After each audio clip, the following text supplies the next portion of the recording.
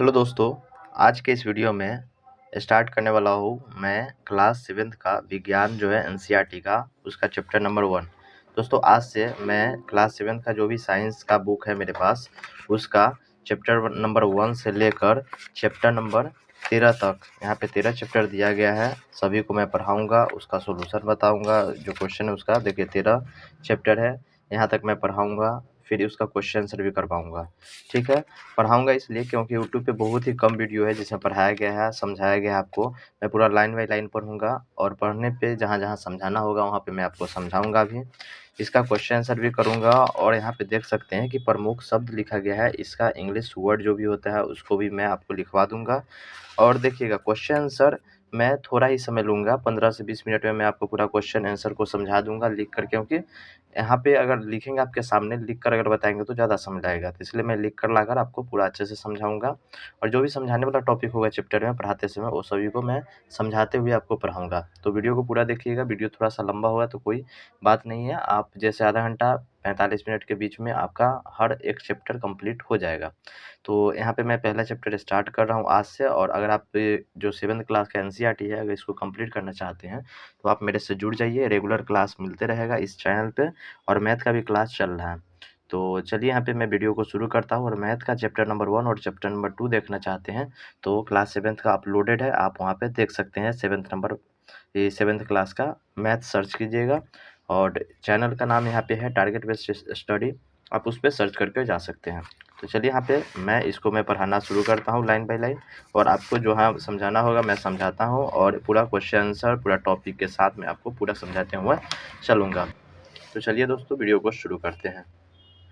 सबसे पहले तो यहाँ पे देखिएगा कि यहाँ पे लिखा गया है कक्षा 6 के बारे में। क्या लिखा गया है तो चलिए मैं आपको बताता हूँ।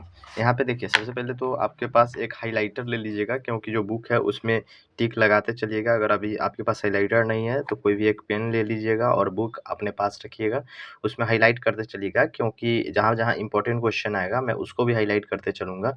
क्योंकि जब क्वेश्चन आंसर कीजिएगा तो उससे आपको जो भी है इंपॉर्टेंट पॉइंट वो आपको हेल्प करेगा क्वेश्चन आंसर करने में, या जब रिवीजन कीजिएगा तो वहाँ भी आपको हेल्प करेगा। तो इसलिए हाईलाइट करते चलिएगा, कलम रहे या हाइलाइटर जो भी रहे उससे करते चलिएगा। यहाँ पे देखिएगा, यहाँ पे वही चीज़ मैं लिखे हुआ हूँ कि डिटेल टॉपिक जो भी रहेगा उसको डिटेल आपको बताऊँगा। हाइलाइटेड जो भी पॉइंट रहेगा उसको हाइलाइटेड करूँगा, हाइलाइट करके मैं आपको समझा दूँगा। वर्ड मीनिंग जो भी रहेगा उसको मैं बताऊँगा, क्वेश्चन आंसर भी पूरा अच्छे से करूँगा।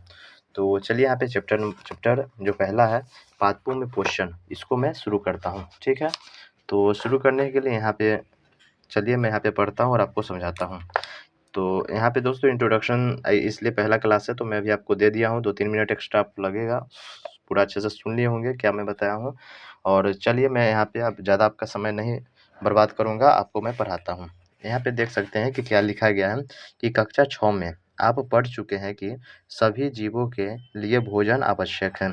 सभी जीव, ठीक है, सभी जीव है उसके लिए क्या है, भोजन आवश्यक है। बिना भोजन के कोई भी जीव कार्य नहीं करेगा, वो जीवित नहीं रहेगा, ठीक है। तो आप यह भी पढ़ चुके हैं कि कार्बोहाइड्रेट, प्रोटीन, वसा, विटामिन एवं खनिज भोजन के घटक है। यहाँ पे देखिए क्या लिखा गया है कि कार्बोहाइड्रेट, प्रोटीन, वसा, विटामिन एवं खनिज भोजन के घटक हैं। यहाँ पे जो मैं हाइलाइट करते चलूँगा वहाँ से आप अपने कलम से भी हाइलाइट कर सकते हैं, या आपके पास हाइलाइटर है तो उससे भी हाइलाइट करते चलिएगा, क्योंकि ये सब क्वेश्चन आएगा तो उसमें आपको यही सब काम आएगा। और जब रिवीजन कीजिएगा तो बुक में अगर हाइलाइटेड किए रहेंगे, बुक में अंडरलाइन किए रहेंगे तो आप रिवीजन जब भी कीजिएगा तो वहाँ पे आप एक बार में पढ़ के रिवीजन कर सकते हैं 1 से 2 घंटा में पूरा बुक को। तो चलिए यहाँ पे देखिएगा, यहाँ पे एक क्वेश्चन क्या बन गया कि कार्बोहाइड्रेट, प्रोटीन, वसा, विटामिन और जो खनिज है भोजन के घटक है, प्रमुख घटक है या घटक है, ठीक है। तो उसके आगे देखते हैं क्या लिखा गया है कि भोजन के एक घटक हमारे शरीर के लिए आवश्यक है तथा इन्हें पोषक कहते हैं, और ये जो है घटक है उसको हम पोषक कहते हैं। सभी जीवों को भोजन की आवश्यकता होती है, जितना भी जीव है इसको भोजन की आवश्यकता होती है। पादप, पादप मतलब होता है पौधा, पादप मतलब क्या होता है, पौधा स्वयं के लिए भोजन बना सकते हैं। जो भी पौधा है, पेड़ पौधा जो भी है वो अपने लिए भोजन बना सकते हैं। तो जो भोजन बना सकते हैं उसको स्वपोषी बोलते हैं, और जो भोजन अपने लिए नहीं बना सकते हैं, किसी और चीज़ पे डिपेंड रहते हैं, उसको परपोषी कहते हैं। ठीक है, तो अभी आगे आएगा, तो चलिए मैं यहाँ पे बताता हूँ। स्वपोषी कहते हैं, तो यहाँ पे बोलिए, देखिए, जब पादप जो है पौधा स्वयं के लिए भोजन बना सकते हैं, अपने लिए भोजन बना सकते हैं, परंतु मानव सहित कोई भी प्राणी अपना भोजन स्वयं नहीं बना सकते हैं। लेकिन जो मानव है या उसी से रिलेटेड जो भी और भी जानवर सब है, ये सब अपना भोजन नहीं बना सकते हैं, वो पेड़ों पे या पादप पे आश्रित होते हैं। वे पादपों अथवा पादपों के आहार ग्रहण करने वाले जंतुओं के अपना भोजन प्राप्त करते हैं। अंततः मानव तथा अन्य प्राणी प्रत्यक्ष अथवा परोक्ष रूप से पादप पर निर्भर करते हैं। ठीक है, तो यहाँ पे जो बूझो है, बूझो जानना चाहता है कि पादप अपना भोजन किस प्रकार बनाते हैं। जो बूझो है, बूझो जानना चाह रहा है, ठीक है, कि पादप जो भी पेड़ पौधा है अपना भोजन कैसे बनाता है। तो उसी के बारे में नीचे लिखा गया है कि पादपों में पोषण की विधि, जो भी पादप है, पादप में पोषण का विधि क्या है। तो केवल पादप ही ऐसे जीव है जो जल, कार्बन डाइऑक्साइड एवं खनिज की सहायता से अपना भोजन बना सकते हैं। यहाँ पे क्या है, जो केवल जो पादप है, ठीक है, पेड़ पौधा है, वही क्या कर सकते हैं, जल, कार्बन डाइऑक्साइड और खनिज की सहायता से, जो खनिज है उसकी सहायता से अपना भोजन बना सकते हैं, और ये सभी पदार्थ उनके परिवेश में उपलब्ध होते हैं। पोषक पदार्थ सजीवों की शारीरिक संरचना, वृद्धि तथा क्षतिग्रस्त भागों के रखरखाव के लिए समर्थक बनाते हैं तथा विभिन्न जैव प्रक्रम के लिए आवश्यक ऊर्जा भी प्रदान करते हैं। आवश्यक ऊर्जा भी क्या करते हैं, प्रदान करते हैं। सजीवों द्वारा भोजन ग्रहण करने एवं उनके उपयोग की विधि को पोषण कहते हैं, और पोषण की वह विधि जिसमें जीव अपना भोजन स्वयं संश्लेषित करते हैं उसको स्वपोषण कहते हैं। पोषण की वह विधि जिसमें जीव अपना भोजन खुद बनाते हैं उसको स्वपोषण कहते हैं, और अंततः पादपों को स्वपोषी कहते हैं। और जो पादप जो होता है, जो खुद से अपना भोजन बनाते हैं उसको स्वपोषी कहते हैं। ठीक है, और स्वपोषी कहते हैं, और जो यहाँ पे संश्लेषित करते हैं उसको स्वपोषण कहते हैं। तो यहाँ पे आप यही चीज़ ध्यान रखिएगा कि वैसा पादप जो है वो किसी पे आश्रित नहीं होता है, वो अपना भोजन खुद बनाता है, तो उसको स्वपोषी कहते हैं। ठीक है, तो यहाँ पे स्वपोषी हो गया। और उसके बाद क्या लिखा गया है कि जंतु एवं अधिकतर अन्य जीव, जंतु हो गए और उससे भी और भी अधिकतर जीव हो गया, मतलब और भी जीव सब हैं, द्वारा संश्लेषित भोजन ग्रहण करते हैं उसको विषमपोषी कहते हैं। तो पादप तो जो पेड़ पौधा ये सब होता है वो तो अपना भोजन खुद बनाता है, वो किसी पे आश्रित नहीं रहता है। लेकिन जो विषमपोषी होते हैं, जो स्वपोषी अपना भोजन बनाते हैं, उसी पे आश्रित रहते हैं। कौन? विषमपोषी अपना भोजन खुद नहीं बनाते हैं। तो वही यहाँ पे लिखा गया है कि जंतु एवं अधिकतर अन्य जीव जो भी हैं पादपों द्वारा संश्लेषित भोजन ग्रहण करते हैं और उन्हें विषमपोषी कहते हैं। उसके बाद कहते हैं कि पहेली जानना चाहती है कि पादपों की तरह हमारा शरीर भी कार्बन डाइऑक्साइड, जल और खनिज से अपना भोजन स्वयं क्यों नहीं बना सकती है। क्या ये जानना चाहती है? पहेली जानना चाहती है। इस लड़की का नाम पहेली है, और जो जानना चाहती है कि जैसे पादप है जो अपना भोजन बनाती है, कैसे बनाती है, तो यहाँ पे कार्बन डाइऑक्साइड, जल और यहाँ पे खनिज के सहायता से अपना भोजन बनाती है, तो क्या हमारा शरीर क्यों नहीं बना पाता है। तो यहाँ पे वही लिखा गया है कि अब हम पूछ सकते हैं कि पादपों की खाद्य फैक्ट्रियाँ कहाँ स्थित है। पादपों की खाद्य फैक्ट्रियाँ कहाँ स्थित है? क्या भोजन पादप के सभी भागों में निर्मित होता है, अथवा केवल वह विशेष भागों में? पादप अपने परिवेश से कच्ची सामग्री किस प्रकार प्राप्त करते हैं? खाद्य फैक्ट्रिया तक उनका हस्तांतरण किस प्रकार होता है? प्रकाश संश्लेषण पादपों में खाद्य संश्लेषण का प्रक्रम। प्रकाश संश्लेषण होता है, उसमें क्या होता है, पादपों में खाद्य संश्लेषण का प्रक्रम क्या है? तो पत्तियाँ जो होता है, पेड़ पौधे में जो पत्तियाँ होता है, पत्तियाँ जो होता है पादप की खाद्य फैक्ट्रियाँ हैं। यहाँ पे इसको अंडरलाइन कर लीजिएगा। यहाँ पे आपको क्वेश्चन पूछा जाएगा आगे, यहाँ पे क्वेश्चन पूछा जाएगा, इसको क्वेश्चन लिख लीजिए। क्वेश्चन पूछा जाएगा कि पादप की खाद्य फैक्ट्रियाँ क्या है। पादप यानी जो पेड़ पौधा है उसका खाद्य फैक्ट्रियाँ क्या है, तो वहाँ पे पत्तियाँ उसका आंसर हो जाएगा। यहाँ पे आप अंडरलाइन कर लीजिएगा। अतः सभी कच्चे पदार्थ पत्तियाँ तक पहुँचने चाहिए। जो पदार्थ है उसको पत्तियाँ तक पहुँचने चाहिए, और मृदा में उपस्थित जल एवं खनिज जड़ यानी मतलब मूल द्वारा अवशोषित किए जाते हैं। जाते हैं तथा तने के माध्यम से पत्तियां तक पहुंचाए जाते हैं। क्या? तो तने के माध्यम से क्या होता है कि पत्तियां तक पहुंचाए जाते हैं। ठीक है। उसके बाद पत्ती के सतह पर उपस्थित सूक्ष्म रंध्रों द्वारा वायु में उपस्थित कार्बन डाइऑक्साइड प्रवेश करती है। यहाँ पे क्या है कि बूझो जानना चाहता है, बूझो जानना चाहता है कि जड़ जो होता है, जड़ द्वारा अवशोषित जल एवं खनिज पत्ती तक किस प्रकार पहुँचती है। यहाँ पे देख सकते हैं कि ये तना है, यहाँ पे जड़ हो गया, यहाँ पे पत्ती है, यहाँ पे पत्ती हो गया। तो यहाँ पे बूझो का कहना है कि जड़ जो है, जड़ अवशोषित करता है क्या? जल और खनिज को। जड़ जो है वो अवशोषित करता है क्या? तो जल को और खनिज को, और उसको क्या? पत्ती तक, यानी कि जो पत्ती है, पत्ती तक कैसे यहाँ से खींचकर यहाँ तक पहुँचा देती है, अवशोषित कर किस तरह से पहुँचा देती है। तो उसी के बारे में यहाँ पे बोला गया है कि तने के माध्यम से पत्तियाँ जो है, तने के माध्यम से पत्तियाँ जो है, पत्तियाँ तक पहुँचाई जाती है, और पत्ती की सतह पर उपस्थित सूक्ष्म जो रंध्र होती है, पत्ती है, यहाँ पे पत्ती है, उसमें भी छोटा-छोटा छिद्र होता है, रंध्र होती है, द्वारा वायु में उपस्थित कार्बन डाइऑक्साइड प्रवेश करती है। जो वायु में जो कार्बन डाइऑक्साइड पाया जाता है उसको अवशोषित कर लेती हैं। ठीक, चलिए अब आगे पढ़ते हैं।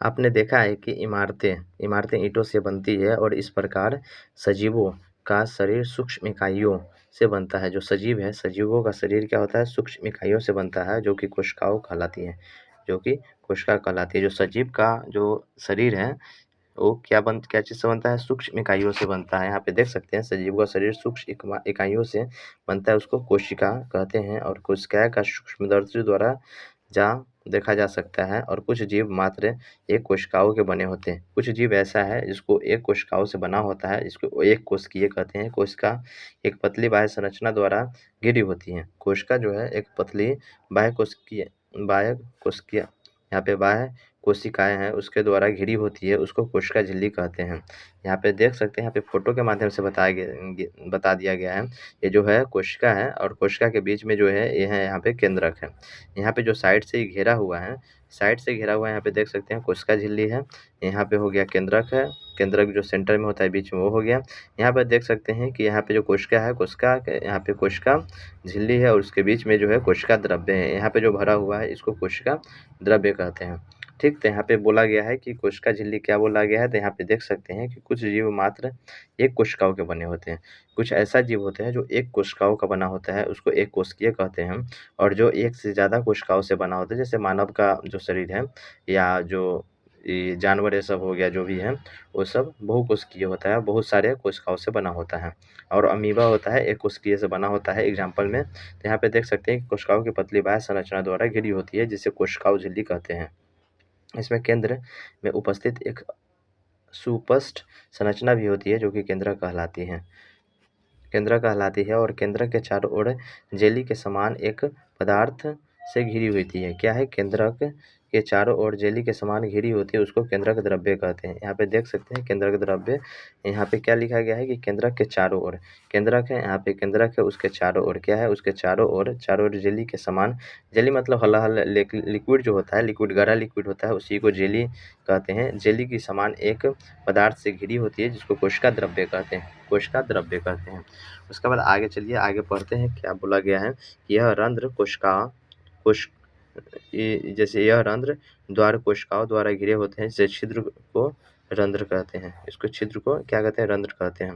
उसका जल एक खनिज वाहिकाओं द्वारा पत्तियों तक पहुंचाया जाता है, और ये वाहिकाएं नली के समान होती हैं। जो ये वाहिकाएं हैं नली के समान होती है, तथा जो जड़, तना, शाखाओं और पत्तियों तक फैली होती है।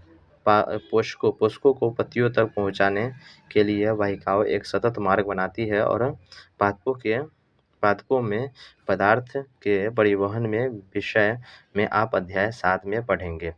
क्या चीज़ आप 7 में पढ़ेंगे? 7वां क्लास में क्या चीज़ पढ़ेंगे? तो यहाँ से एक बार और दोहरा देते हैं। पोषकों को पत्तियों तक पहुँचाने के लिए जो भी पोषक है, पोषक को कहाँ तक पहुँचाना है, पत्तियों तक पहुँचाने के लिए ये वाहिकाएँ एक सतत मार्ग बनाती हैं। तो कैसे पहुँचाएगा, यहाँ पे एक मार्ग बनता है और उस मार्ग के बारे में यहाँ पे देख सकते हैं कि पाठों में पदार्थ के परिवहन के विषय में हम 7वां क्लास में जो अभी पढ़ रहे हैं उसी में हम पढ़ेंगे। तो यहाँ पे पहेली जानना चाहती है, इस लड़की जो जानना चाहती है कि पत्तियाँ में ऐसे क्या विशेषता है, पत्तियाँ है उसमें क्या विशेषता है कि वे खाद्य पदार्थ को संश्लेषण कर सकती है परंतु पादप के दूसरे भाग को नहीं। खाद्य पदार्थ को ही संश्लेषण कर सकती है और दूसरे पादप को संश्लेषण नहीं कर सकती, इसके लिए क्या विशेषता है। तो यहाँ पे देख सकते हैं कि पत्तियाँ में एक हरा वर्णक होता है। क्या होता है, पत्तियाँ में क्या होता है, एक हरा वर्णक होता है जिसका नाम है क्लोरोफिल। क्लोरोफिल कहाँ पाया जाता है, तो पत्तियाँ में पाया जाता है। यहाँ पे इसको क्वेश्चन में लिख लीजिएगा, पत्तियाँ में क्या पाया जाता है, क्लोरोफिल पाया जाता है। पत्तियाँ में एक हरा वर्णक पाया जाता है जिसका नाम क्लोरोफिल है और क्लोरोफिल सूर्य के प्रकाश मतलब सौर प्रकाश की ऊर्जा का संग्रह करने में पत्ती की सहायता करता है। पत्ती की सहायता से जो सूर्य का प्रकाश है उसको संग्रहण कर लेता है और इस ऊर्जा का उपयोग जल, कार्बन डाइऑक्साइड से खाद्य संश्लेषण में होता है। इसका और उस ऊर्जा का उपयोग जो है जल एवं कार्बन डाइऑक्साइड से खाद्य संश्लेषण में होता है, क्योंकि खाद्य संश्लेषण द्वारा सूर्य के कार्बन डाइऑक्साइड यहाँ पे इधर आगे हैं, यहाँ पे यहीं तक है, सूर्य के प्रकाश की उपस्थिति में होता है और इससे हम प्रकाश संश्लेषण कहते हैं। तो प्रकाश संश्लेषण का क्या जैसे डिफिनेशन हो गया उसके बारे में बता देते हैं कि यहाँ पे देख सकते हैं कि ऊर्जा का उपयोग जल एवं कार्बन डाइऑक्साइड, यहाँ पे देख सकते हैं कार्बन डाइऑक्साइड और जल एवं कार्बन डाइऑक्साइड के खाद्य संश्लेषण से होता है। कार्बन डाइऑक्साइड जल को यहाँ पे जो पत्ती में क्लोरोफिल होता है ये सभी चीज़ उपस्थित होता है और सूर्य के प्रकाश ये सब जब मिलते हैं यहाँ पे यहाँ पे देख सकते हैं कार्बोहाइड्रेट बनता है और ऑक्सीजन उत्पाद होता है। तो यहाँ पे कार्बोहाइड्रेट है वो स्टार्च के रूप में रह जाता है और यहाँ पे ऑक्सीजन जो है ऑक्सीजन रिलीज हो जाता है। तो यहाँ पे ऑक्सीजन रिलीज होता है पेड़ पौधा से और CO2 है सो ले लेता है। यहाँ पे देख सकते हैं कि अंततः हमने देखा कि क्लोरोफिल सूर्य के प्रकाश, कार्बन डाइऑक्साइड एवं जल प्रकाश संश्लेषण के लिए आवश्यक है और इस पृथ्वी पर यह एक अद्वितीय प्रक्रम है। पत्तियाँ द्वारा सौर ऊर्जा संग्रहित की जाती है। पत्तियाँ द्वारा क्या होता है, सौर ऊर्जा संग्रहित की जाती है तथा पादप में खाद के रूप में संचित हो जाती है। अंततः सभी जीवों के लिए सूर्य प्रकाश का चरम स्रोत है। यहाँ पे लिख सकते हैं कि सभी जीवों के लिए चरम स्रोत क्या है, क्वेश्चन ये आ सकता है। यहाँ पे आप इसको क्वेश्चन करके लिख लीजिएगा कि सभी जीवों के लिए चरम स्रोत क्या है, तो क्या है, सौर, यहाँ पे देख सकते हैं सूर्य ऊर्जा है, सौर ऊर्जा या सूर्य ऊर्जा है। उसके बाद क्या है कि क्या हम कल्पना कर सकते हैं, क्या हम ये सोच सकते हैं कि प्रकाश संश्लेषण नहीं होगा तो क्या होगा, प्रकाश संश्लेषण नहीं होगा तो क्या होगा। इसमें सोचने वाली क्या बात है, चलिए हम यहाँ पे बताते हैं कि अगर प्रकाश संश्लेषण नहीं होता है तो पेड़ पौधा भी नहीं बढ़ेगा, पेड़ पौधा खाना नहीं बना पाएगा, जिससे जो उस पर डिपेंड है वो सब जो जीव जंतु ये सब मर जाएंगे। और प्रकाश संश्लेषण नहीं होगा तो जो पेड़ पौधा है वो भी नहीं बढ़ेगा और धीरे धीरे अपने सूख कर वो भी यानी कि पूरा तबाह हो जाएगा पृथ्वी, और पृथ्वी पे कोई भी जिंदा नहीं बचेगा अगर प्रकाश संश्लेषण नहीं होता है। चलिए आगे पढ़ते हैं, यहाँ पे देखते हैं कि इसके अतिरिक्त सभी जीवों के लिए यहाँ से पढ़ते हैं, क्या आप कल्पना कर सकते हैं कि प्रकाश संश्लेषण नहीं होगा तो क्या होगा। तो यहाँ पे इसके बारे में क्या बताया गया है कि प्रकाश संश्लेषण न होने पर स्थिति में खाद उपलब्ध नहीं होगा और सभी जीवों का अस्तित्व प्रत्यक्ष अथवा परोक्ष रूप से पादपों द्वारा निर्मित भोजन पर निर्भर करता है। जो पादप जो भोजन बनाता है उसी पे निर्भर करता है और इसके अतिरिक्त सभी जीवों के लिए परमावश्यक ऑक्सीजन भी प्रकाश संश्लेषण के दौरान निर्मित होता है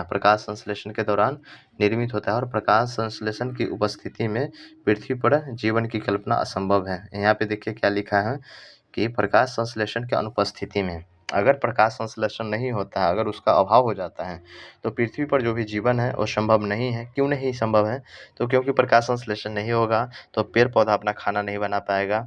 जब खाना नहीं बना पाएगा तो वो जो पेड़ पौधा है वो सूख जाएगा प्रकाश संश्लेषण के अभाव में। जब वो सूख जाएगा, वो अगर नहीं रहेगा तो आदमी लोग खाना नहीं खा पाएगा जैसे, और जो भी जीव जंतु है वो खाना नहीं उसको मिल पाएगा। तो जैसे धीरे धीरे वो आदमी जो भी जीव जंतु है वो भी मरेगा, और यहाँ पे जो पेड़ पौधे हैं अगर इस प्रकाश संश्लेषण नहीं होता है तो वो भी सूख उग जाएगा, और सूखने के बाद वो भी नहीं बढ़ेगा और नहीं वो पनपेगा, नहीं नया जन्म लेगा। ठीक है, तो इस तरह से पूरा प्रकाश संश्लेषण पे ही डिपेंड है। उसके बाद क्या है, प्रकाश संश्लेषण के दौरान पत्ती की क्लोरोफिल युक्त यहाँ पे देख सकते हैं, क्लोरोफिल युक्त कोशिकाएं जो 1.2 में दिया गया है, 1.2 यहाँ पे है, 1.2 में दिया गया है। सूर्य के प्रकाश की उपस्थिति में कार्बन डाइऑक्साइड एवं जल से कार्बोहाइड्रेट तथा संश्लेषित करती है। यहाँ पे देख सकते हैं कि प्रकाश संश्लेषण के दौरान जो पत्ती की क्लोरोफिल युक्त कोशिकाएं जो है सूर्य के प्रकाश की उपस्थिति में, सूर्य की जो प्रकाश होता है उसी की उपस्थिति में कार्बन डाइऑक्साइड और जल से कार्बोहाइड्रेट का संश्लेषण करती है। संश्लेषण मतलब बनाती है। यहाँ पे देख सकते हैं कि कार्बोहाइड्रेट और जल के उपस्थिति में जो सूर्य के प्रकाश होता है तो क्लोरोफिल है सो कार्बोहाइड्रेट क्या करती है, संश्लेषित करती है, कार्बोहाइड्रेट बनाती है तथा इस प्रक्रम में निम्न समीकरण द्वारा दशा करते हैं। यहाँ पे देख सकते हैं और ऑक्सीजन छोड़ती है, और यहाँ पे देख सकते हैं इस प्रक्रम में ऑक्सीजन निर्मुक्त होती है और कार्बोहाइड्रेट एवं पत्तियां में मंड मतलब क्या होता है, स्टार्च के रूप में संचित हो जाती है। मंड मतलब क्या होता है, स्टार्च के रूप में संचित हो जाती है। यहाँ पे जो भी ये वाला समीकरण है इसको आप याद कर लीजिएगा, ये बहुत इम्पोर्टेंट है। ठीक है, ये इम्पोर्टेंट है। क्या है, तो कार्बोहाइड्रेट जो है, कार्बोहाइड्रेट यहाँ पे कार्बन डाइऑक्साइड जो है CO2, ठीक है, कार्बन डाइऑक्साइड जो CO2 है जल के उपस्थिति में और जो पेड़ पौधे में जो क्लोरोफिल पाया जाता है उसके उपस्थिति में जब सूर्य का प्रकाश पड़ता है तो क्या बनाता है, कार्बोहाइड्रेट बनाता है और ऑक्सीजन छोड़ता है। ठीक है, तो इसको याद रखिएगा। अगर समीकरण पूछता है तो आपको यही लिख देना है कि कार्बन, यहाँ पे देख सकते हैं कार्बन डाइऑक्साइड और जल की उपस्थिति में क्लोरोफिल अगर पेड़ पौधे में होता ही है तो उसकी उपस्थिति में जब सूर्य का प्रकाश पड़ता है तो कार्बोहाइड्रेट और ऑक्सीजन छोड़ती है, कार्बोहाइड्रेट बनाती है और ऑक्सीजन छोड़ती है। उसके बाद यहाँ पे देख सकते हैं पेड़ पौधा के बारे में दिया गया है। यहाँ पे देख सकते हैं क्या है, एक पत्ती है और पत्ती में यहाँ पे जो है इसको जूम करके दिया गया है, जैसे पत्ती के कोई भी भाग को यहाँ पे इंडिकेट करके उसको जूम करके यहाँ पे दिया गया है कि किस तरह से होता है। तो यहाँ पे पत्ती है और इसको जूम करके इस तरह से दिखाया गया है। तो यहाँ पे जो साइज होता है, जो शेप होता है इसी तरह का बना होता है। तो यहाँ पे देखिएगा कि उसके बीच का जो मोटा जो लाइनिंग है इसको द्वार कोशिका कहते हैं, और जो बीच का भाग है इसको हम क्या कहते हैं, रद्दी द्वार कहते हैं। ठीक है, और द्वार कोशिकाओं में यहाँ पे द्वार कोशिकाओं यहाँ पे जो छोटा छोटा होता है इसी को यहाँ से दिखाया गया है। ठीक है, और पत्ती की काट कर यहाँ पे बड़ा करके दिखाया गया है। उसके बाद हम यहाँ पे देखते हैं कि पत्ती में स्टार्च की उपस्थिति प्रकाश संश्लेषण प्रक्रम को संपन्न होता है। पत्ती में स्टार्च की जो उपस्थिति होता है, पत्ती में स्टार्च की उपस्थिति प्रकाश संश्लेषण प्रक्रम को संपन्न करता है। और स्टार्च भी एक प्रकार का कार्बोहाइड्रेट है। क्या है, स्टार्च क्या है, एक प्रकार का कार्बोहाइड्रेट है। यहाँ पे चलिए इसको हम हाईलाइट करते हैं। स्टार्च क्या है, एक प्रकार का कार्बोहाइड्रेट है। उसके बाद यहाँ पे देखिए बूझो क्या जानना चाहता है। बूझो ने कहा कि कुछ पादपों की पत्तियां गहरी लाल, बैगनी अथवा भूरे रंग की होती है और यह जानना चाहता है कि क्या इस पत्तियों में भी प्रकाश संश्लेषण होता है। हम ये चीज़ देखें कि जहाँ पे कोई भी पेड़ पौधा अगर हरा है, उसका पत्ती हरा है तो उसमें क्लोरोफिल पाया जाता है। तो बूझो जो है यह पूछना चाहता है कि यहाँ पे देख सकते हैं कि बूझो यह जानना चाहता है कि पादप की पत्तियाँ अगर हरा है उसमें प्रकाश संश्लेषण होगा, लेकिन जो गहरी लाल है, बैगनी कलर की पत्ती है, भूरे कलर की पत्ती है, ठीक है, ये सब जो पत्तियाँ होती हैं उसमें भी जानना चाहता है कि क्या प्रकाश संश्लेषण उसमें भी होता है। तो चलिए इसके बारे में हम डिटेल में यहाँ पे जानते हैं। इस बॉक्स में दिया गया है कि पत्तियों के अतिरिक्त पादपों के दूसरे हरे भाग जैसे कि हरे तने एक हरी शाखाओं में भी प्रकाश संश्लेषण होता है। हरे तने में हरा तना, देखिए हरा तना और हरी शाखाएं में भी प्रकाश संश्लेषण होता है। मरुस्थलीय पादपों में वाष्प उत्सर्जन द्वारा जल क्षय को कम करने के लिए पत्तियां शुष्क अथवा शूल रूपी हो जाती है और इस पादपों के तने हरे हो जाते हैं, जो कि प्रकाश संश्लेषण का कार्य करती हैं। इसका क्या कहना है कि प्रकाश संश्लेषण के बारे में बोला गया है कि यहाँ पे पादपों के जो दूसरे हरे भाग होते हैं, जैसे कि तने होते हैं, शाखाएँ होते हैं, यहाँ पे पत्ती ही नहीं तने और शाखाएँ भी होती है, ठीक है। उसी में बोला गया है कि प्रकाश संश्लेषण होता है और मरुस्थलीय जो होता है, जहाँ पे बालू होता है, पानी की कमी होती है, उस जगह पे भी वहाँ पे वाष्पोर्जन मतलब एवापोरेशन द्वारा, जो भी इंग्लिश में इसका वर्ड होता है एवापोरेशन, द्वारा जल का क्षय होता है। जल जो होता है वो क्षय होता है, जल का क्षय होता है कम करने के लिए। वहाँ पे जो जल का जो क्षय है मतलब उसके कम करने के लिए, बर्बादी को कम करने के लिए पत्तियों शुष्क जो भी पेड़ पौधे होता है उसका जो पत्ती है कांटे टाइप का हो जाता है। इसमें आगे दे दिया गया है, यहाँ पे हम आगे दिखा देंगे, चलिए। तो इसके क्रियाकलाप को पढ़ते हैं। इसमें क्रियाकलाप क्या लिखा गया है कि एक ही प्रकार के पादपों के 2 गमले लीजिए। एक ही प्रकार के पादपों की 2 गमले लीजिए। यहाँ पे क्रियाकलाप है तो इसको हम पढ़ देते हैं, क्योंकि इसको समझाने के लिए यहाँ पे कुछ है नहीं प्रैक्टिकल के लिए, तो मैं आपको डायरेक्ट यहाँ पे पढ़ देता हूँ, आप सोचिए और समझिए थोड़ा सा। एक ही प्रकार के पादपों के 2 गमले लेंगे और एक को अंधकार मतलब अर्थात काले बॉक्स, अंधकार तथा काले बॉक्स में 72 घंटे के लिए रखिए तथा दूसरे को सूर्य के प्रकाश में रखिए। दूसरे को क्या करिए, एगो को सूर्य के प्रकाश में रखिए, एगो को अंधेरे कमरे में रख दीजिए। दोनों पादपों की पत्तियों में आयोडीन परीक्षण उसी प्रकार कीजिए जैसे आपने कक्षा 6 में किया था, और अपने अवलोकन की नोट कीजिए कि अब उस गमले को जिसे अपने अंधकार में रखा है उसको 3-4 दिनों के लिए सूर्य के प्रकाश में रख दीजिए तथा पुनः उसकी पत्तियों पर आयोडीन परीक्षण कीजिए तथा परीक्षण अपनी नोटबुक में लिखिए। और इसमें क्या प्रभाव होता है उसको नोटबुक पे लिखिए, कॉपी में लिखिए। और हरी पत्तियों के अतिरिक्त अन्य जो वर्ण है, अन्य जो रंग है की पत्तियों को भी क्लोरोफिल होता है, परंतु इस पत्तियों में उपस्थित लाल, भूरे अथवा अन्य वर्ण क्लोरोफिल के हरे रंग की प्रच्छादन कैसे देते हैं अर्थात ढक लेते हैं, इसको 1.4 में दिखाया गया है। और इस पत्तियों में भी प्रकाश संश्लेषण होता है। बोला है क्या गया है कि जो लाल होते हैं, हरे पत्ती होती है और जो भी कलर के यहाँ पे जो भी पत्ती होती है उसमें भी क्या होता है, प्रकाश संश्लेषण होता है। प्रकाश संश्लेषण होता है और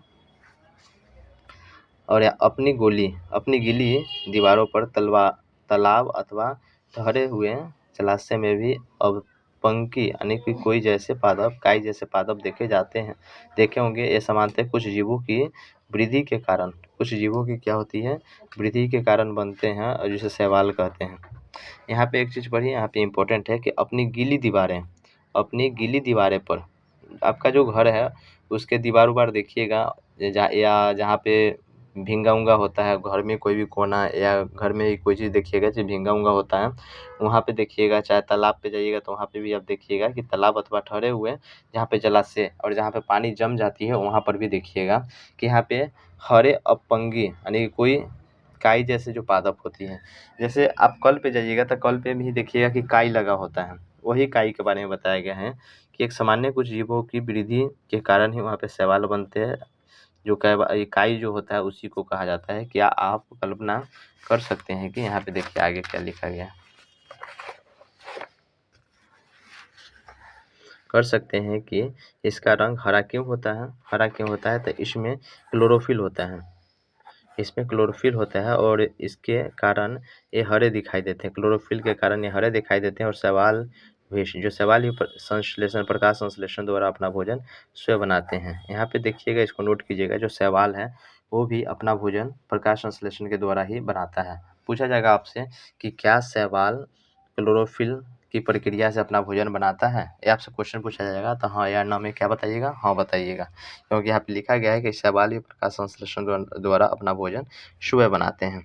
उसके बाद अब नेक्स्ट देखिएगा, पादपों में कार्बोहाइड्रेट के अतिरिक्त अन्य खाद्य का संश्लेषण कैसी होती है। तो अभी आप पढ़ा कि प्रकाश संश्लेषण प्रक्रम द्वारा पादप पौधे कार्बोहाइड्रेट का संश्लेषण करते हैं। अभी आपने पढ़ा कि प्रकाश संश्लेषण प्रक्रम जो होता है, प्रकाश संश्लेषण का जो प्रक्रम जो होता है उसमें कार्बोहाइड्रेट का संश्लेषण होता है। क्या होता है, कार्बोहाइड्रेट का संश्लेषण होता है। कार्बोहाइड्रेट कार्बन और हाइड्रोजन ऑक्सीजन से बनते हैं यहाँ पे चलिए इसको आगे नोट करते हैं। कार्बोहाइड्रेट कार्बन, हाइड्रोजन और ऑक्सीजन से बनते हैं और इसका उपयोग खाद्य के अन्य घटकों के संश्लेषण में होता है। परंतु प्रोटीन नाइट्रोजनी होती है तथा प्रोटीन जो होती है क्या होती है, नाइट्रोजनी होती है। इसको हाईलाइट कर लीजिएगा। जैसे कार्बन, ऑक्सीजन तथा हाइड्रोजन के अतिरिक्त नाइट्रोजन भी होती है, इसको भी हाईलाइट कीजिए। जिसमें कार्बन, ऑक्सीजन और हाइड्रोजन के अतिरिक्त नाइट्रोजन भी होते हैं। पादपों को नाइट्रोजन कहाँ से प्राप्त होता है, जो होता है पादप। पादप मतलब जो पेड़ पौधा होता है, पेड़ पौधा को नाइट्रोजन कहाँ से हमें प्राप्त होती है। यहाँ पे लिखा गया है कि पादपों में कार्बोहाइड्रेट के अतिरिक्त अन्य खाद्य का संश्लेषण कैसे होता है, कैसे बनता है। और यहाँ पे बोला गया है कि जो पादप होते हैं उसमें जो नाइट्रोजन भी होती है, तो पादप में नाइट्रोजन कहाँ से प्राप्त होता है, तो उसी के बारे में अब यहाँ पे लिखा गया है। याद कीजिए कि वायु में नाइट्रोजन गैसीय अवस्था में प्रचुर मात्रा में पाई जाती है। जो वायु है, हमारे आसपास के जो हवा है, हवा में क्या होता है, नाइट्रोजन प्रचुर मात्रा में पाया जाता है। परंतु पादप इसका अवशोषण इसी रूप में नहीं कर सकते हैं। लेकिन जो पेड़ पौधे हैं वो उसका जो अवशोषण है, उसका जो अवशोषण है उसको इसी रूप में नहीं कर सकते अवशोषण। तो उसके लिए क्या है, मिट्टी में कुछ विशेष जीवाणु होते हैं।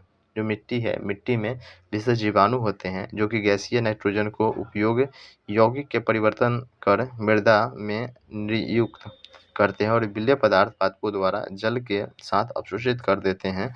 और असंभव आपने देखा होगा कि किसान अपने खेतों में उर्वरक तथा खाद डालते हैं जिससे नाइट्रोजन पदार्थ की प्रचुर होती है और इस प्रकार अन्य घटकों के साथ पादपों की नाइट्रोजन की मांग की आपूर्ति हो जाती है। और इसके पश्चात पादप खाद्य के अन्य घटक जैसे कि प्रोटीन और वसा संश्लेषित करते हैं। प्रोटीन और वसा क्या होता है, संश्लेषित करते हैं। उसके बाद है पादपों में पोषण की अन्य विधियाँ क्या होती है। पादप में पोषण की अन्य विधियाँ क्या होती है, अब इसके बारे में जानते हैं। तो कुछ पादप यानी कि कुछ जो पेड़ पौधे हैं ऐसे भी हैं जिसमें क्लोरोफिल नहीं पाया जाता है। कुछ पेड़ पौधे ऐसे हैं जिसमें क्लोरोफिल नहीं पाया जाता है। वे भोजन पर संश्लेषित नहीं कर सकते। और जिसमें क्लोरोफिल नहीं पाया जाता है वो अपना भोजन नहीं बना पाएगा। ठीक है, एकदम सीधा सी बात है, क्योंकि उसमें जो क्लोरोफिल अगर नहीं होता है तो फोटोसिंथेसिस का कोई प्रोसेस नहीं होता है और खाना अपने से खुद से नहीं बना पाते हैं। तो वे वैसे कैसे जीवित रहेंगे, अगर प्रकाश संश्लेषण नहीं करते हैं, भोजन नहीं बनाते हैं, तो जीवित कैसे रहेंगे। तथा वे पोषण किस प्रकार प्राप्त करते हैं, वो अपना जो पोषक है उसको किस प्रकार प्राप्त करते हैं। मनुष्य एवं अन्य प्राणियों की तरह ये पादप भी अपने पोषण के लिए अन्य पादपों द्वारा निर्मित खाद्य पर निर्भर होती है। इनका कहना है कि जो मनुष्य है और अन्य जो भी घटक हैं, मनुष्य है और अन्य पादप जो भी हैं, वो किसी दूसरे पर आश्रित होते हैं, खुद से खाना नहीं बना पाते क्योंकि उसमें क्लोरोफिल नहीं होते, तो उसको विषमपोषी कहते हैं। उसी को यहाँ पे विषमपोषी कहते हैं। तो विषमपोषी क्या होता है, जो खुद से खाना नहीं बना पाते हैं और दूसरों पे आश्रित रहते हैं, क्लोरोफिल नहीं पाया जाता है, तो वो सब है जो विषमपोषी कहलाते हैं। और उसके बाद इसको बताया गया है कि आपको एक वृक्ष के तने एवं शाखाओं से लिपटी रस्सी नुमा पीले रंग की संरचना दिखाई देती है। यहाँ पे देख सकते हैं 1.5 में दिखाया गया, चित्र 1.5 यहाँ पे है। यहाँ पे देख सकते हैं चित्र 1.5 है, उसी में बताया गया है कि उसको ध्यान से देखिए। और क्या आपको एक वृक्ष के तने की एवं शाखाओं की लिपटी रस्सी नुमा पीले रंग की संरचना दिखाई देती है। इसमें आप देख सकते हैं कि रस्सी नुमा यहाँ पे जो लटका हुआ है, यहाँ पे छोटा छोटा लटका हुआ है। आपको हो सकता है कैमरा पे दिखाई दे रहा हो, ध्यान से देखिए तो पता चल जाएगा। आपके पास किताब है उसमें भी आप देख सकते हैं कि इसमें लटका हुआ पीला कलर का यहाँ पे दिखाई दे रहा है। उसको ध्यान से देखने के लिए बोला गया है और बोला है कि क्या आपको एक वृक्ष के तने एवं शाखाओं से लिपटी रस्सी नुमा पीले रंग की संरचना दिखाई दे रही है। तो हाँ, दिखाई दे रही है। तो ये अमरवेल का पादप है। तो क्या चीज़ का, अमरवेल का पादप है। इसमें जो जड़ यहाँ पे जो नीचे की तरफ लटका हुआ दिखाई दे रहा है, पत्ते इसका लटका, यहाँ पे देख सकते हैं। यहाँ पे जो उसका जो तना है, तना लटका हुआ है, उसी को अमरवेल कहते हैं। इस पौधा को अमरवेल कहते हैं और इसमें क्लोरोफिल नहीं पाया जाता है। तो इसमें क्या होता है, अमरवेल के पौधे में ये एक अमरवेल का पादप है। आपसे पूछा जाएगा कि किस पादप में क्लोरोफिल नहीं पाया जा सकता है, वहाँ पे 4 गो ऑप्शन रहेगा, उसमें एक रहेगा अमरवेल। तो इसका आंसर अमरवेल होगा, क्योंकि अमरवेल में जो क्लोरोफिल नहीं पाया जाता है। यहाँ पे इसको हाईलाइट कर लीजिए, इंपॉर्टेंट पॉइंट है यहाँ पे।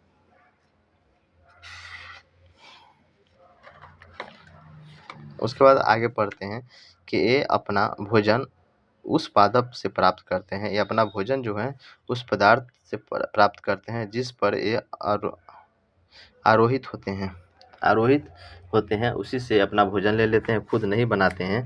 जिस पर ये आरोहित होते हैं, जिस पे ये आरोहित होते हैं वह पादप परपोषी कहलाती है, क्योंकि अमरबेल जैसे पादप परपोषी का अमूल्य पोषणों से वंचित करते हैं और अंततः इसे परजीवी कहते हैं। और ये हम एवं अन्य जंतु भी एक प्रकार के परजीवी हैं। इसमें क्वेश्चन पूछा गया कि क्या हम और अन्य जंतु, हम मतलब जो आप है और जो हम हैं, हम मतलब सभी लोग हैं, क्या करते हैं कि सभी लोग यहाँ पे परजीवी, क्या हम एवं अन्य जंतु भी एक प्रकार के परजीवी ही हैं। तो आपको इस पर विचार करना चाहिए कि अपने अध्यापक से इस विषय पर चर्चा कीजिए। तो आप अपने अध्यापक से भी पूछ सकते हैं। तो चलिए यहाँ पे मैं आपको बताता हूँ। पहली यहाँ पे जानना चाहती है कि क्या हमारा रक्त चूसने वाले मच्छर, खटमल, जूं एवं जोंक जैसे जीव की परजीवी हैं।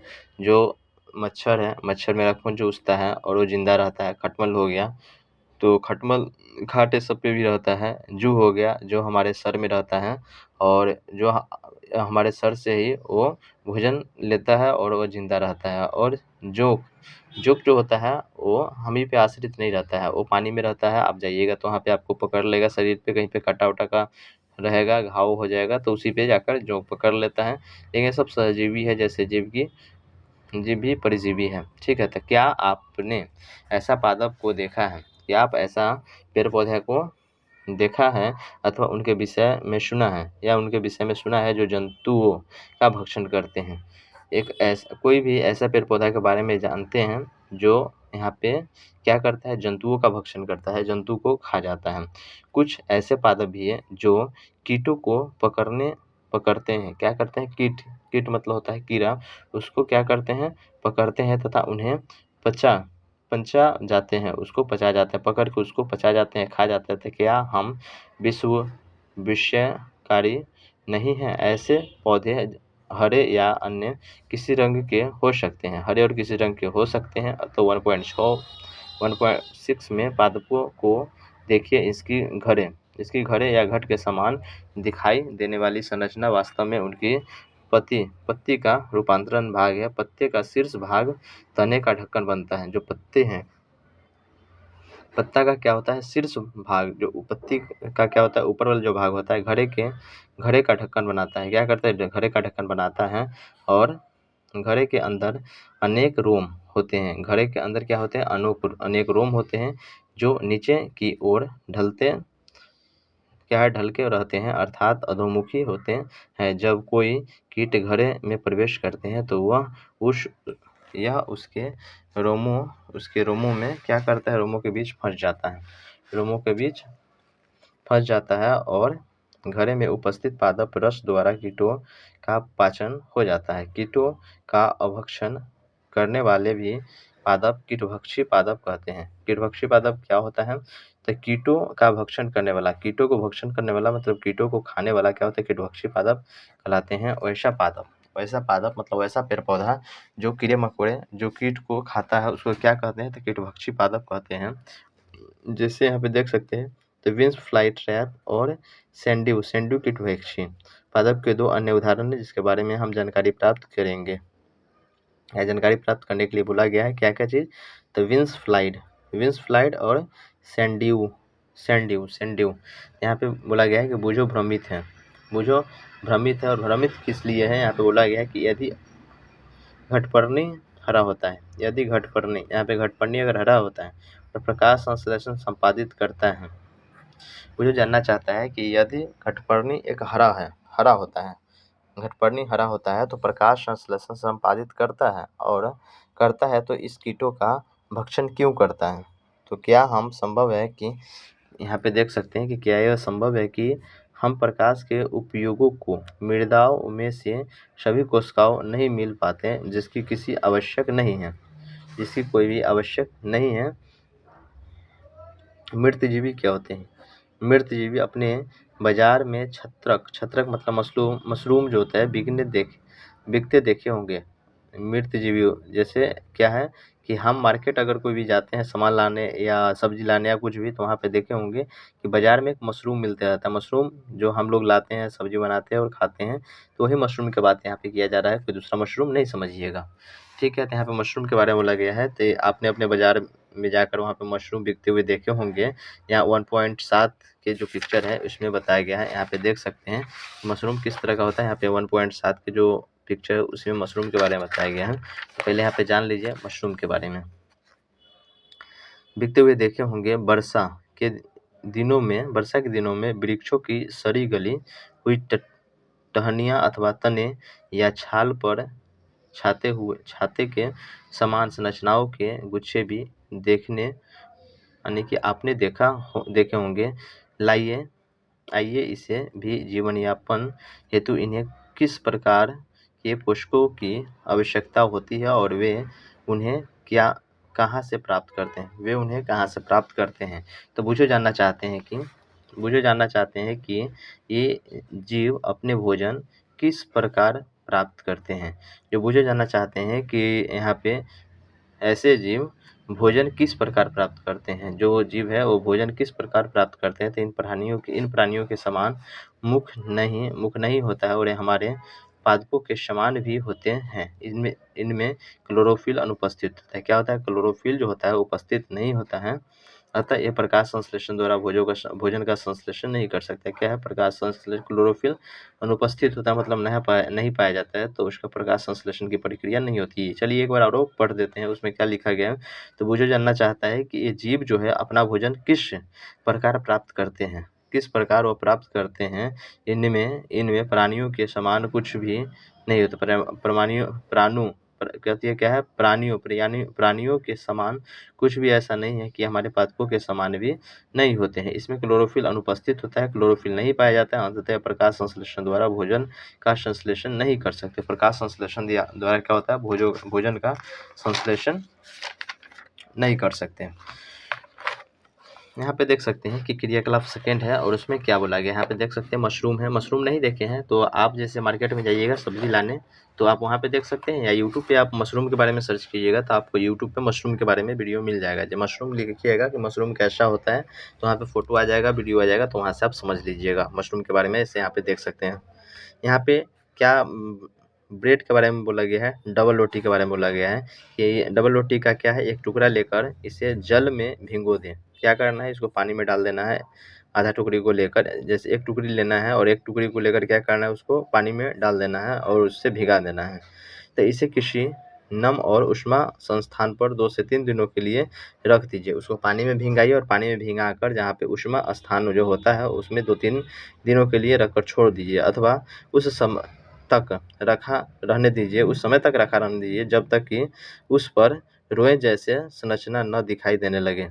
बोला जा रहा है कि इसको तब तक वहाँ पे छोड़ दीजिए जब तक उस पे कोई भी रुआ जैसा ऐसा नहीं लगे कि उसमें रुआ निकल रहा है या उस तरह का कोई संरचना नहीं दिखाई दे रहा है, तो उसको रहने दीजिए। जब दिखाई दे तब उसको हटाकर वहाँ पे देखिए कि ये धब्बे किस रंग के हैं। यहाँ पे धब्बे जो दिखाई दे रहे हैं वो किस रंग के हैं। किसी आवर्धन लेंस अथवा सूक्ष्मदर्शी की सहायता से इसका अवलोकन कीजिए और अपने प्रेक्षणों को नोटबुक में लिखिए, और जो वहाँ पे जो चेंजिंग या जो भी वहाँ पे बदलाव होके जो दिख रहे हैं वो सबको अपने नोटबुक में नोट कीजिए। और बहुत संभव है कि आपको रुई के धागे के समान संरचना दिखाई दे।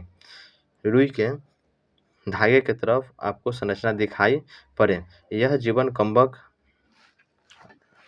जीवन कवक या फंगाई कहते हैं। ये जो जीवन है ये क्या है? कवक और फंगाई कहते हैं, और इसकी पोषण प्रणाली अथवा पोषण विधि भिन्न प्रकार के होते हैं और मृत अथवा विघटनकारी सड़ने वाली वस्तु जैसे जैव पदार्थ की सतह पर कुछ पादप रसों का स्राव करते हैं तथा इन्हें साधारण व विलयक के रूप में परिवर्तन कर देता है। पश्चात वे ऊर्जा उत्पन्न विलयन का भोजन के रूप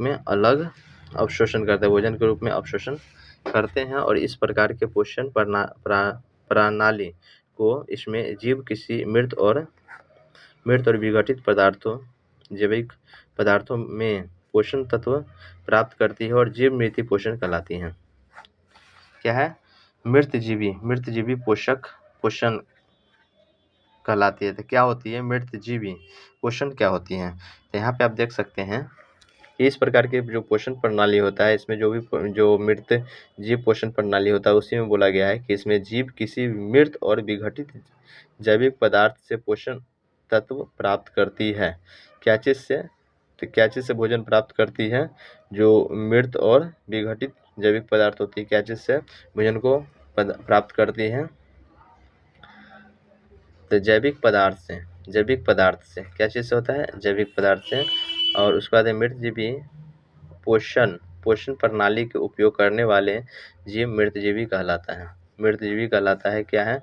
मृतजीवी पोषण प्रणाली से। मृतजीवी जो पोषण प्रणाली होता है उसी के उपयोग करने वाले जीव जो होती है मृतजीवी कहलाते हैं। कवक जो होती है फंगाई जो होती है अचार में चमड़े, कपड़े एवं अन्य पदार्थों पर उगते हैं। क्या होते हैं? अन्य पदार्थों पे उगते हैं। अचार चमड़े, कपड़े एवं अन्य पदार्थ पर उगते हैं। अन्य पदार्थ पर क्या करते हैं? उगते हैं। और ये सब उन पदार्थों में भी उगते हैं जो नम और उष्ण हो। और कवकों की वृद्धि के लिए वर्षा ऋतु सबसे अच्छी परिस्थिति प्रदान करती है। क्या है? कवक की वृद्धि को देखनी है तो वर्षा के समय में आपको ज़्यादा दिखाई देगी, क्योंकि वर्षा का पानी जमेगा और आपको कवक देखने के लिए मिल जाएगा। उसी के लिए बोला गया है कि कवकों में वृद्धि, मतलब कवक जो होती है, फंगस सब जो होती है, उसमें जो वृद्धि होती है कब होती है? तो वर्षा ऋतु में सबसे अधिक परिस्थितियाँ प्रदान करती है। और इसी कारण वर्षा ऋतु के दौरान अनेक वस्तुएं कवकों की वृद्धि के कारण नष्ट और अनुपयोग हो जाती हैं। जब कवक, यहाँ पे देख सकते हैं, जब वर्षा ऋतु आती है तो उसमें बहुत सारे ऐसे वस्तु है जो कवकों की वृद्धि के कारण क्या होता है? नष्ट हो जाता है, अनुपयोगी हो जाती है और उपयोग के लायक नहीं रहती हैं। पहली को याद है कि उसके सुंदर जूते हैं जिन्हें वह विशेष अवसरों पर पहनती थी और वर्षा ऋतु में कवक के कारण खराब हो गया, तो विशेष अवसर पे पहना और उस जूता को छोड़ दिया जाता था कहीं पे। तो क्या होता है कि जब वर्षा आता है ना, तो वर्षा आने के बाद उस पे कवक लग जाता है और उसके कारण वो जूता खराब हो जाता है। तो वही बोला गया है कि वर्षा ऋतु में कवक के कारण खराब हो गए और वह जानना चाहती है कि वर्षा ऋतु में कवक अचानक कैसे प्रकट हो जाती है। जब वर्षा ऋतु आती है तो कवक भी कहाँ से आ जाती है? ऐसा तो नहीं कि कवक आसपास में रहता है, अब वर्षा ऋतु में कहाँ से उत्पन्न हो जाता है, उसी के बारे में जानना चाहती है। कौन? पहेली। तो इसी के बारे में बताया गया है कि सामान्य या जनरली जो जाना जाता है कि कवकों की बीजाणु वायु में उपस्थित होती है और जब वे किसी ऐसे जैव पदार्थ अथवा उत्पादन पर बैठते हैं, ऐसे जैव पदार्थ या उत्पाद पर बैठते हैं जो नम और उष्ण हो। क्या है? जो नमी वाले हो और उष्ण हो, मतलब जो गर्मी से जो उष्णीय हो, तो वे अंकुरित होकर नए कवक को जन्म देते हैं।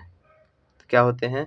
जब वे किसी ऐसे जैव पदार्थ अथवा उत्पाद पर बैठते हैं जो नम और उष्ण हो, तो वे अंकुरित होकर नए कवक को जन्म देते हैं। क्या अब आप बता सकते हैं कि हम अपनी वस्तुएं को कवक द्वारा खराब होने के लिए किस प्रकार बचा सकते हैं? तो बचाने का कुछ यहाँ पे बता दिया गया है कि बूझो को याद है कि उसके दादाजी ने बताया था कि एक बार उनकी गेहूं की फसल कवक द्वारा नष्ट हो गई थी, तो वह जानना चाहती थी कि क्या कवक रोग कारक भी है? क्या जो कवक रोग है वो भी एक कारक है भोजन को खराब होने का या फसल को नष्ट होने का? ठीक है। यहाँ पे जो पहेली है, पहेली जानना चाहती है कि पहेली ने बताया कि इष्ट एवं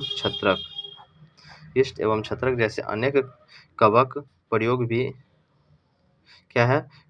भी है, परंतु कुछ कवक पादप जंतु एवं मनुष्य में रोग उत्पन्न करते हैं। क्या करते हैं कि जो कवक जो होते हैं, कवक पादप जैसे कुछ कवक पादपों जंतुओं और मनुष्य में रोग उत्पन्न करते हैं और कुछ कवकों का उपयोग औषधि के रूप में भी किया जाता है। कुछ कवक जो हैं, ठीक है, उसको क्या करते हैं कि औषधि के रूप में भी हम लोग प्रयोग करते हैं। यहाँ पे बोला गया है कि यानी कि कुछ जीव एवं कुछ जीव एक दूसरे के साथ रहते हैं, कुछ जीव एक दूसरे के साथ रहते हैं तथा अपना आवास एवं पोषक तत्व एक दूसरे के साथ बांटते हैं, एक दूसरे के साथ बांटते हैं, तो उसे सहजीवी संबंध कहते हैं। आपसे पूछा जाएगा कि सहजीवी संबंध क्या होता है, तो सहजीवी संबंध यही होता है, आपको लिखने के लिए बोला जाए तो आप यही लिखिएगा कि जो अपना भोजन, अपना जो आवास होता है और उसी को आवास और पोषक तत्व होता है एक दूसरे के साथ बांटता है। एक आवास देता है एक दूसरे को, और दूसरा है जो पहले को देता है, पोषण देता है। इसी तरह से दोनों को अपना जो भी ज़रूरत का सामान है हस्तांतरित हो जाता है, तो उसी को क्या कहते हैं, सहजीवी संबंध कहते हैं। और उदाहरण के लिए कुछ कवक वृक्षों की जड़ों में रहते हैं। क्या है, कुछ जो कवक है वृक्षों के जड़ में रहते हैं, और वृक्ष जो है, वृक्ष कवक को पोषण पदार्थ करते हैं और बदले में उन्हें जल एवं पोषण के अवशोषण में सहायता मिलती है। और वृक्ष के लिए इस संबंध का विशेष महत्व है। संबंध का विशेष महत्व क्या है, इस वृक्ष के लिए इस संबंध का विशेष महत्व क्या है, तो लाइकेन कहे जाते हैं। यहाँ पे देख सकते हैं, लाइकेन कहे जाने वाले कुछ जीवों में भी दो भागीदार होते हैं। लाइकेन नाम का जो भी यहाँ पे शब्द है, लाइकेन कहे जाने वाले जो कुछ जीव होते हैं, जीव का नाम क्या है, लाइकेन है। उसी के बारे में बोला गया है कि दो भागीदार होते हैं। इसमें से एक शैवाल होते हैं, दो भागीदार होते हैं, लाइकेन में दो भागीदार होते हैं, उसमें से एक होता है, क्या होते हैं, एक शैवाल होते हैं, और तथा दूसरा जो होता है वो कवक होता है। एक शैवाल है, दूसरा क्या है, कवक है। तो इसको हाईलाइट कीजिए। जो शैवाल में क्लोरोफिल उपस्थित होता है, शैवाल उसमें क्लोरोफिल उपस्थित होता है, जबकि कवक में क्लोरोफिल उपस्थित नहीं होता है। कवक शैवाल को रहने का स्थान मतलब आवास, जल एवं पोषक तत्व उपलब्ध कराता है तथा बदले में शैवाल प्रकाश संश्लेषण द्वारा संश्लेषण खाद कवक को देता है। क्या करते हैं कि जल एवं जो पोषण तत्व है उसको उपलब्ध कराता है, और क्या करता है, तथा बदले में जो शैवाल है प्रकाश संश्लेषण द्वारा संश्लेषित खाद कवक को दे देता है। तो प्रकाश संश्लेषण यहाँ पे देख सकते हैं कि एक में क्लोरोफिल उपस्थित नहीं होता और एक में यहाँ पे शैवाल में क्या है, तो क्लोरोफिल उपस्थित है, और यहाँ पे देख सकते हैं कि कवक में क्लोरोफिल नहीं है। तो जिसमें क्लोरोफिल उपस्थित है, मतलब सवाल में जो क्लोरोफिल उपस्थित है वो खाना बनाएगा, फिर उसको दे देगा। ठीक है, तो यही बोला गया है कि जल एवं पोषक तत्व यहाँ पे जल एवं जो पोषक तत्व उपलब्ध कराता है तथा बादलों के शैवाल प्रकाश संश्लेषण द्वारा संश्लेषित खाद्य कवक को देता है। क्या करता है, जो बना हुआ प्रकाश संश्लेषण द्वारा खाद्य पदार्थ है उसको दे देता है। मृदा में पोषकों की पुनः पूर्ति किस प्रकार होती है, मृदा मतलब मिट्टी में पोषकों की पुनः पूर्ति किस प्रकार होती है। तो यहाँ पे देख सकते हैं कि क्या आपने किसानों को अपने खेतों में अथवा माली को बगीचे के लॉन एवं गमलों में खाद अथवा उर्वरक डालते देखा है। ठीक है, क्या आप जानते हैं कि वे इन्हें मृदा में क्यों मिलाते हैं। आपने कभी देखा है कि जो किसान है या बगीचा में जो भी माली है, वो एक जैसे जहाँ पे वो बीज को लगाते हैं, पेड़ पौधा को लगाते हैं, तो वहाँ पे आप देखे होंगे कि खाद अथवा उर्वरक डालते हैं। खाद होता है और भी जो उसमें डालने वाला जो भी केमिकल सब होता है, क्या उर्वरक के रूप में उसमें डालते हैं। तो उसी के बारे में बोला गया है कि क्या आप जानते हैं कि वे इन्हें मृदा में क्यों डालते हैं, मिट्टी में क्यों डालते हैं। तो उसी के बारे में बोला गया है कि आप पढ़ चुके हैं कि पादप जो होता है, जो पेड़ पौधे होता है, मृदा से खनिज पोषण तत्व अवशोषित करता है।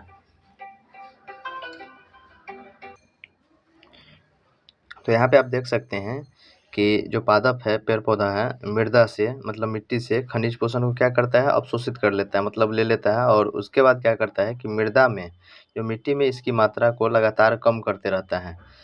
ठीक, और उर्वरक होता है मतलब जो खाद होता है, खाद में नाइट्रोजन, पोटेशियम और फास्फोरस जैसे पोषक होते हैं। ठीक है, क्या क्या होते हैं, नाइट्रोजन, पोटेशियम और फास्फोरस जैसे क्या होते हैं, पोषक होते हैं। और पादप द्वारा जो लगातार इसका उपयोग किए जाने के कारण मृदा में इसकी मात्रा धीरे धीरे कम हो जाती है। जो पेड़ पौधा मिट्टी से क्या क्या चीज़ ले लेता है, नाइट्रोजन, पोटेशियम और फास्फोरस जो लेकर वो अपना जो जो क्या कहते हैं उसको ग्रहण करके पेड़ पौधा में जो भी फल होता है और जो विकास करता है। लेकिन उसी के कारण क्या होता है, ये सब का कमी हो जाता है। तो कमी होने के कारण ही उसमें खाद ये सब का वहाँ पे दिया जाता है, खाद दिया जाता है। तो ये सब का फिर से वहाँ पे उर्वरक आ जाती है। उर्वरक देने के बाद यहाँ पे जो भी नाइट्रोजन, फास्फोरस और जो पोटेशियम होता है उसकी उर्वरता बढ़ती है। और उसके बाद यहाँ पे देख सकते हैं कि मृदा को इन पोषक तत्वों से समृद्ध करने के लिए भूमि में उर्वरक तथा खाद मिलाने की आवश्यकता होती है। ठीक है, इस जो खाद ये सब का जो कमी हो जाती है तो फिर से हम उसमें उर्वरक और खाद जो मिलाते हैं तो उसकी जो उर्वरता बढ़ जाती है और मिट्टी फिर से हो जाती है, अच्छी हो जाती है। तो यदि हमें पादप के पोषण की आवश्यकता के बारे में ज्ञान हो तो हम न केवल पादपों को उगा सकते हैं बल्कि उन्हें स्वस्थ भी रख सकते हैं। पादप को जो वहाँ पे मिट्टी है, मिट्टी को और पादप को तो हम न तो केवल पादपों को उगा सकते हैं बल्कि उन्हें स्वस्थ भी रख सकते हैं। पादपों को प्रोटीन बनाने के लिए, पादप जो पेड़ पौधे होते हैं उसमें प्रोटीन बनाने के लिए सामान्य नाइट्रोजन की अधिक आवश्यकता होती है। क्या लिखा गया है, यानी कि पादप में प्रोटीन बनाने के लिए जो पेड़ पौधे होते हैं उसमें प्रोटीन बनाने के लिए क्या होती है, नाइट्रोजन की अधिक मात्रा में आवश्यकता होती है। और फसल कटाई के बाद भी मृदा में नाइट्रोजन की कमी हो जाती है। जब फसल कटती है तो जो मिट्टी है उसमें नाइट्रोजन की कमी हो जाती है। तो कमी होने के लिए क्या होता है कि वायु में नाइट्रोजन गैस प्रचुर मात्रा में उपलब्ध होता है, यानी कि ज़्यादा से ज़्यादा मात्रा में वायु में नाइट्रोजन होता है। परंतु पादप जो पेड़ पौधा होता है इसका उपयोग उस प्रकार करने में असमर्थ होते हैं क्योंकि जो वायु में नाइट्रोजन की जो मात्रा अधिकतम होता है लेकिन डायरेक्ट वो पेड़ पौधा नहीं ले सकता है, वो असमर्थ होता है। ठीक है, तो क्या करता है कि जैसे वे कार्बन डाइऑक्साइड का उपयोग करते हैं, जैसे वो कार्बन डाइऑक्साइड का ग्रहण करते हैं, उपयोग करते हैं, यहाँ पे देख सकते हैं उपयोग करते हैं, पौधे में नाइट्रोजन को विलेय रूप में ही अवशोषित कर लेते हैं, विलेय रूप में ही अवशोषित कर लेते हैं। और कुछ जीवाणु जो राइजोबियम कहलाते हैं वायुमंडलीय नाइट्रोजन को विलेय नाइट्रोजन में परिवर्तित कर देते हैं। वैसे जीवाणु जो राइजोबियम, यहाँ पे देख सकते हैं कि राइजोबियम कहलाते हैं, वो क्या करते हैं कि वायुमंडलीय जो नाइट्रोजन, मतलब जो वायुमंडल में नाइट्रोजन होते हैं उसको विलेय पदार्थ में परिवर्तित कर देती है, परंतु राइजोबियम अपना भोजन स्वयं नहीं बनाते हैं।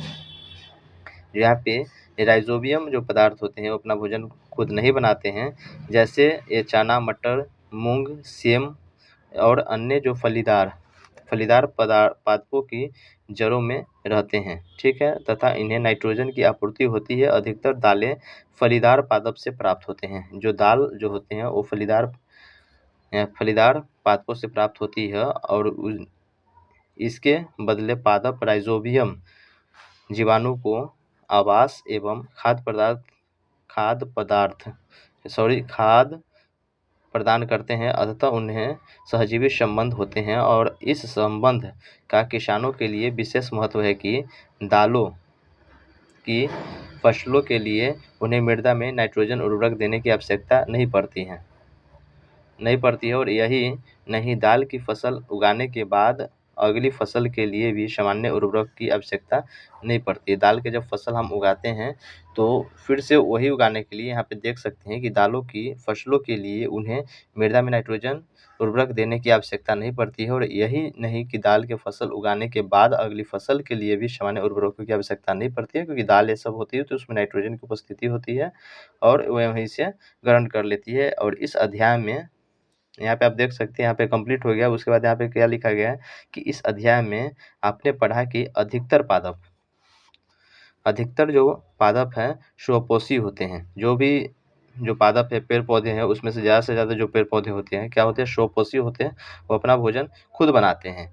और बहुत कम ही पादप जो होते हैं अन्य पोषण प्रणाली अपनाते हैं।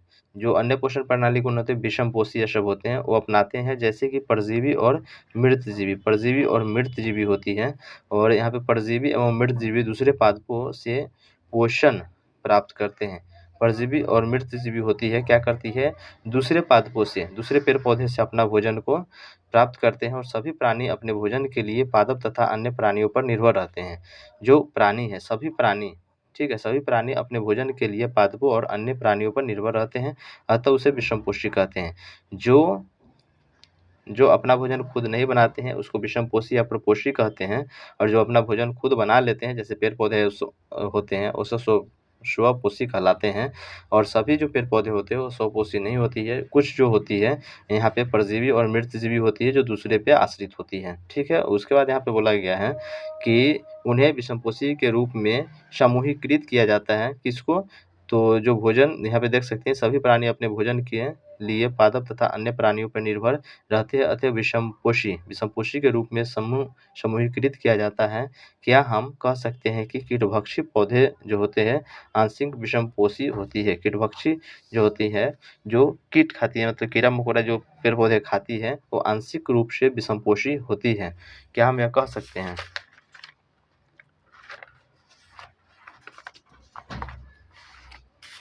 तो उसके बाद आप देख सकते हैं कि यहाँ पे अब आ गया है, शब्द आ गया है। तो शब्द का जो अगले वीडियो आएगा उसमें क्या-क्या रहेगा कि यहाँ पे जो शब्द है इसका मैं मीनिंग इंग्लिश में जो वर्ड होता है उसको मैं बता दूँगा।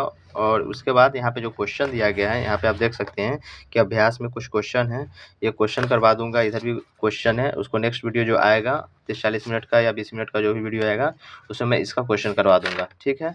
इधर भी कुछ क्वेश्चन दिया गया है, इस क्वेश्चन को भी मैं कंप्लीट करवाऊँगा। और उसके बाद जो सेकंड चैप्टर है, यहाँ पे प्राणियों में पोषण है, उसको मैं शुरू करूँगा। तो ये वीडियो आपको कैसा लगा, इससे रिलेटेड आप नीचे कमेंट बॉक्स में कमेंट कर दीजिएगा।